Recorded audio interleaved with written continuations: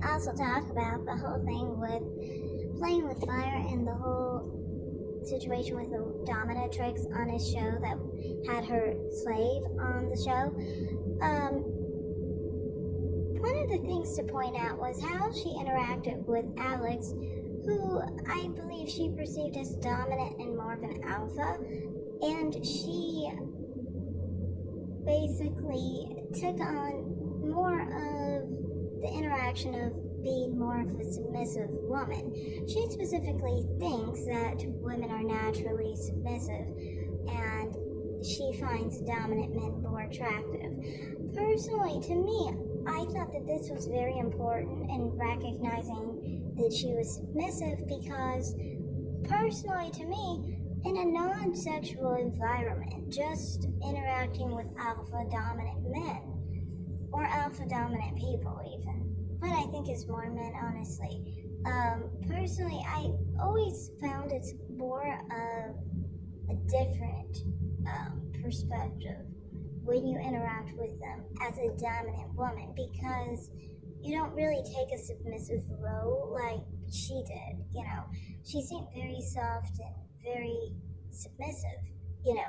Personally, to me, I've never had that interaction with a dominant man, really. This is mainly why men who are very honest with me, because they will know before they basically are intimate with me that I'm not the type that is really submissive, nor knows how to be submissive for that matter.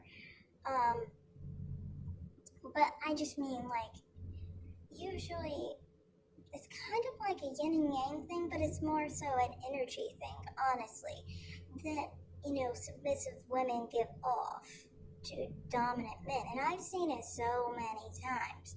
Personally, to me, I never give off that kind of submissive energy.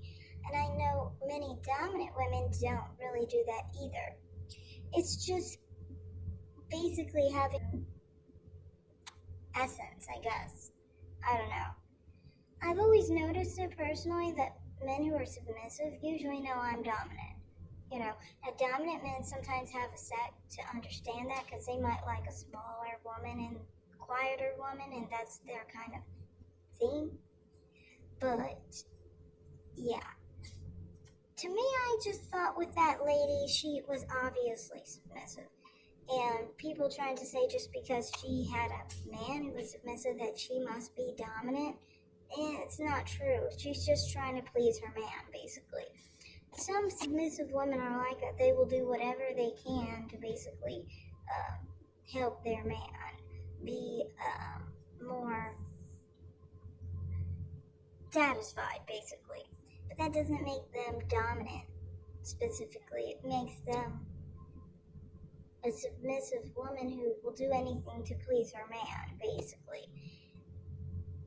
Also, the whole cuckold side of it kind of, to me, meant that, she's the type that might have a bratty edge that basically shows a man how a dominant man dominates her, basically. But a dominant woman wouldn't want to be dominated by a man, and we're not really good subs, so we would really be able to show that. Also, one other thing, I specifically talked to her man, and her man was saying how I was pointing out how her man did most of the talking and how she didn't, and she stayed more in a submissive role. And he specifically commented on my comment saying that he should have let her speak. Well, if she was really dominant in the relationship outside of sexually, just in general, she would speak whether he let her or not. The fact that he controls whether she speaks or not, that seems like he's more of a dominant figure in their relationship.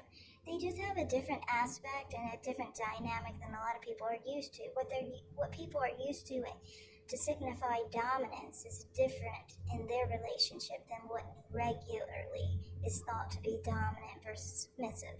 So that's all I have to say in that video and reacting a bit to that video.